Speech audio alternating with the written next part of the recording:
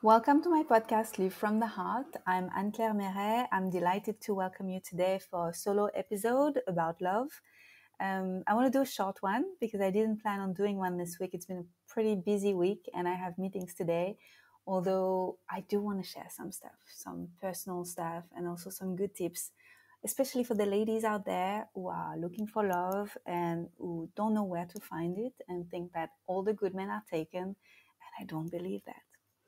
So I'm Anne-Claire Meret. For those who don't know me, I've mostly worked in French so far, but I've decided to create more content in English. And I've recently published a book in English, Millionaire from the Heart, which is a book about abundance. And it's my story, as well as a lot of exercises, coaching exercises to guide you through finding your way to prosperity. And I have online coaching programs. I also teach coaching. And this is all mostly in French. And I do have one piece of content in English, which is an online program about love. It's called Empowered Relationships, and I've created it with my beloved Christian. And you can find it on my website. So I live in Bali, and I have a bit of an unconventional situation here because I live with my husband, Christian. We're not legally married, but we're married because we had a ceremony and we feel that he's my husband and I'm his wife, and we choose to share life together. And I also have an amazing boyfriend that I met last year, and we've been together for about 7 or 8 months now, and it's all going beautifully. And I do believe that my ability to create beautiful relationship is deeply connected to my ability to make money somehow, because it's all about welcoming love and welcoming the infinite possibilities and my powerful creation power as a woman. So I'm going to start here just explaining how I found them, because this is, I think, one of the main questions that I get from friends and from women around me. How did you find two good men? Because they're not able to find at least one. So, or most women would like to find at least one, and I find it pretty easy to find them. So for me, I think it has to do a lot with my healing journey. I've walked through the path of healing. I come from a dysfunctional family, just like a lot of us.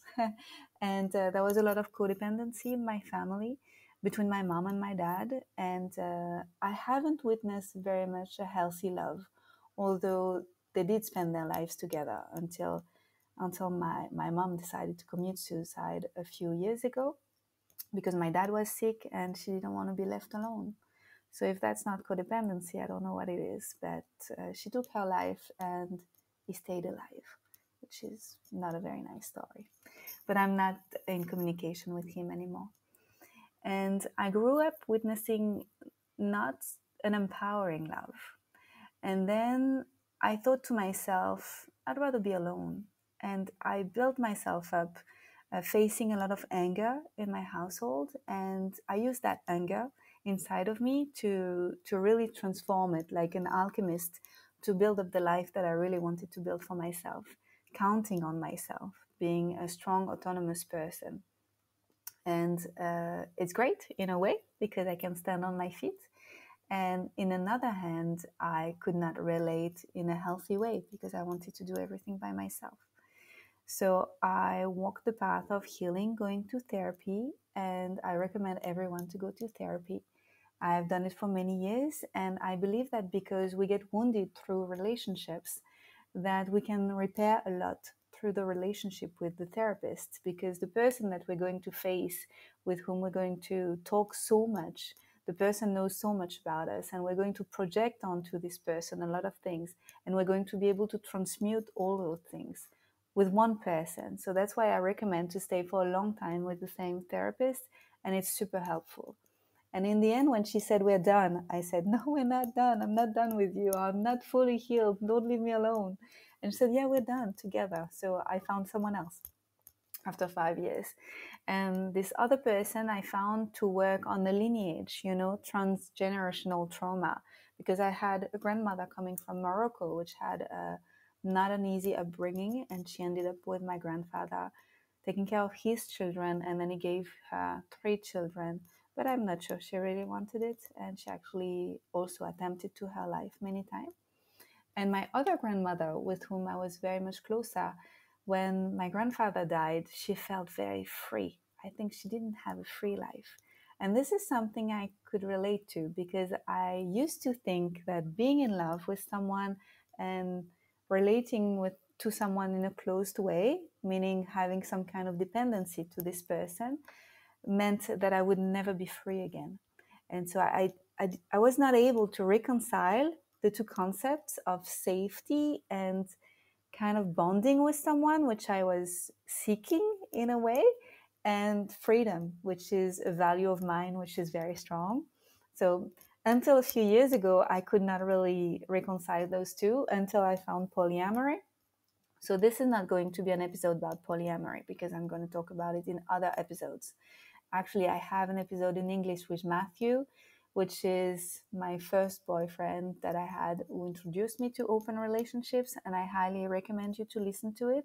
It's from last December, so you're going to find it easily in my previous podcast. And I had to understand that the freedom I was seeking was actually the freedom of being myself at all times, and that I can only be myself if I feel safe enough inside of myself to speak my truth and to express my needs and to have a vision for my life and know my values. And then when I meet my partners, I explain who I am, and either they take it all or they don't take it. That's it. But I can only do that because I build up the connection to love inside of myself. So this is something that I've been working on a lot, which is being connected to the energy of love inside of myself, for myself, reconnecting to my inner child, but also to all parts of me, and being able to have compassion and forgiveness and love for all the parts of me. And this is work in progress. It's like, it's not done and then finished. No, there's always something to work on. So this has been a big part of my life, to acknowledge all of that and really to rebuild myself as a loving person. And I believe that we attract who we are. And so the more I could open my heart and the more I could speak my truth, the more I could welcome in front of me people who also are open-hearted and also curious and willing to create beautiful relationships, and also with some similarities, similar values as mine, and also desiring to create their own rules, not like far away from the movies and from the books and from what they've learned from society. My two partners currently are very curious about why people are the way they are in relationships, and how can we do it differently? How can we do it in a way that feels good for us and not necessarily just looks good for others? You know what I mean? Or looks good on paper. So coming back to meeting partners, so there was all this groundwork which has been done so that I have roots, so that I feel safe in myself, so that I feel open-hearted. And then I remember hearing somewhere some different tips that I'm going to share with you, which have been very helpful for me, which is knowing what I'm looking for in a partner. I think it was Oprah who said something like that. It's like, how are you going to find something that you don't even know you're looking for? So make a list of the things that you're looking for in a partner. And my list has 75 items. And both my partners fit almost all the requirements. So I invite you to create your own list. And in order to do that, what helped me is first just put the first items which are obvious to you, and then look back at your previous relationships, all the things that you thought were missing. For example, I remember adding a point after a breakup with someone that I've spent 2 years with. And I added this point, I think it became the first item, which is loves himself. Because this partner specifically, I believed he didn't love himself very much. So then in a relationship, it was very much impacting our communication and how things were going. So it became the first item, first on the list.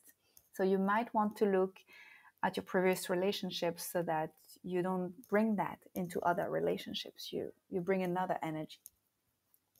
And then you can make another list, which is everything that you're going to bring to the relationship, that you're going to find. Why would someone choose you? What are you bringing? What kind of things do you bring to co-create a relationship? I know that I'm a very cool person, like pretty chill. So I bring this very chill vibe, and I'm creative, and I'm very much cheering my partners and encouraging them to be their best selves. And I think this is the coach in me. And also, well, having coaching skills really help to create beautiful relationships, if I can recommend it. What do I bring? I bring creativity. I bring a lot of, I think my love language is very much physical touch and a lot of co-regulation in this field. Like just this, I have one of my partners, he says we supercharge together, which I think is true. So a lot of this co-regulation energy that I love to bring also in the relationship, and many other things. So do you know what you're bringing? Because it's interesting to know what you want to get and what you want to find. But if you're sure about what you're going to bring, then you move yourself in the world with more self-confidence, because you know the person who's going to meet you is going to be one lucky man or two lucky men. So this is pretty awesome. When you're full of that, you don't have so much self-doubt as when you walk into a room and you find some different men that you find to your taste attractive or smart or all the things, and then you don't move yourself thinking, why would they choose me? Because they can have any other woman. If you're full of certitude about what you're bringing, then you know they're going to choose you for the right reasons if this is a good match. And you don't try to be something that you're not, which is also super important. Then, where do you meet them exactly? Well, if you follow your path, if you're really embodying who you want to be, if you work on yourself, meaning if you learn the skills that you want to learn, if you go to the events that you want to go to, then you're going to meet them. I've met both of my partners dancing. So one to an ecstatic dance and one to a Zouk event, because I also dance Zouk. And this is interesting because I know a lot of people, and especially a lot of women, who wouldn't go to events because they're thinking, oh, wouldn't it be nice to go to this event with a man that I would be dating? And then until they meet the man, they're not going anywhere. So they would just go to their usual events where they never meet people, or they would just stay at home and watch Netflix or whatever, or do girly stuff. Well, whatever you like and whatever is calling you, there is a reason. It means you're going to meet people there. And maybe it's not directly love, but maybe you meet a new friend and this friend says, hey, do you want to have lunch with a bunch of friends tomorrow? And maybe that day you're going to meet someone because you're going to follow the path. It's like going down the rabbit hole of, oh, there is a tip here. There is something there. Okay, I'll just follow the signs. I'll just follow the synchronicities and I'm going to meet someone. And one other thing that I like to think helped me is not being attached to the form of love that it's going to take. And I'm going to talk about a friend right now. Maybe she'll recognize herself. Maybe she listens to this episode too. So if you're here, cuckoo. Thank you for the inspiration. I have a friend. She would love to meet a great man. Sorry, my cat is yowling. She would love to meet a great man, but she lives here in Bali, and there is a lot of men who are just passing. They're just coming here on vacation, on holiday, on a sabbatical, and then they're going to go back. And she doesn't want to be involved with them because they're not staying. Well, I'm married now with a man which was not staying. So look at what can happen in the future. So when I met Christian, he only had 3 more days or 2 more days in Ubud in Bali. And then he was going to Thailand and then back to Berlin in Germany. So there was a big chance that we would never meet again. But I had those 2 beautiful days with him. And then we said, let's meet again in Europe. And then it didn't happen because he had to digest his previous relationship. And more on that in the other episode that I recommend you to listen to. And then later on, I met him again in different places of the world, and then we moved together.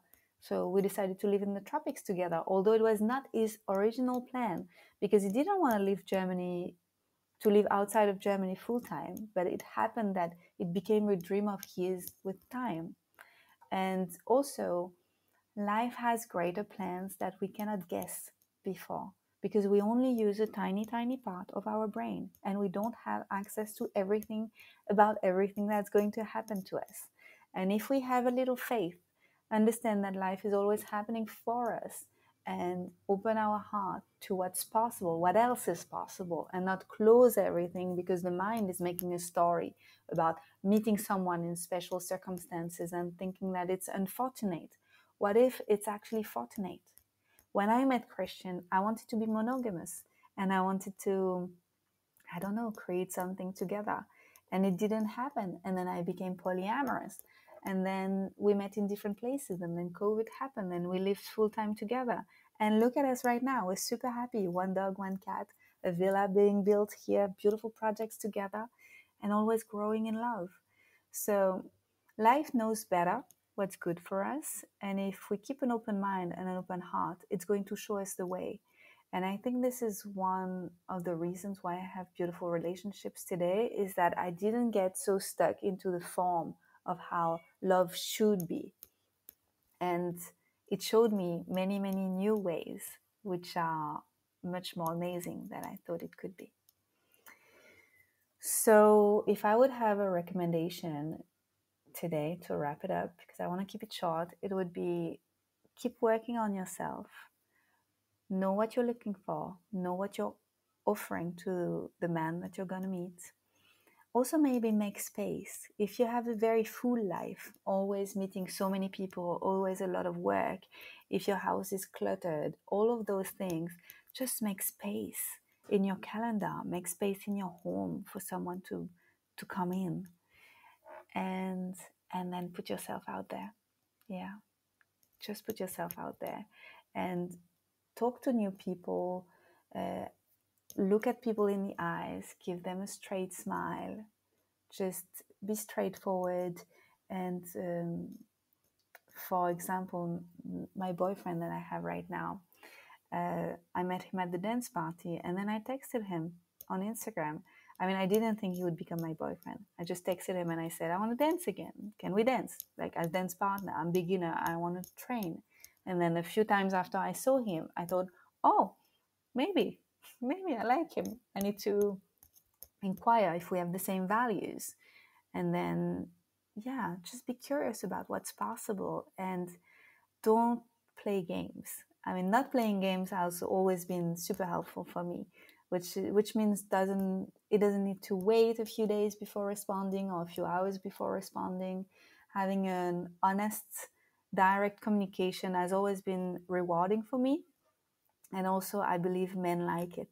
They find it in a way very different when they don't have to try to understand the woman, but they just understand us because we're very straightforward. This is saving everybody's time and energy.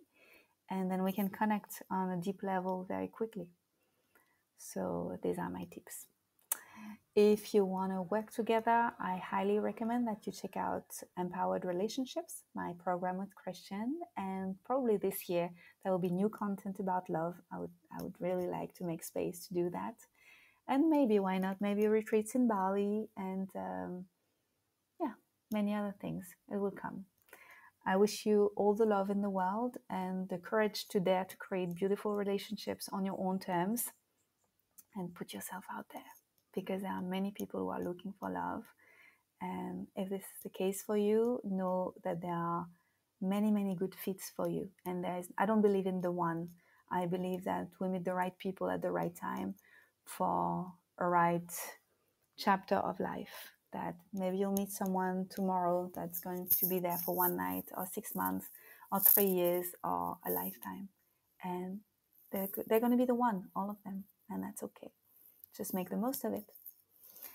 Okay, all the best for you. If you've enjoyed this episode, I invite you to share it with your friends and your community. And you can also put a review on Spotify and on Apple Podcast. I would really like that. And you can share it on Instagram and you can tag me. And also, you can shoot me a message and maybe give me ideas for other episodes, because I really like to listen to what my community would like to hear and I love to share. Bye bye.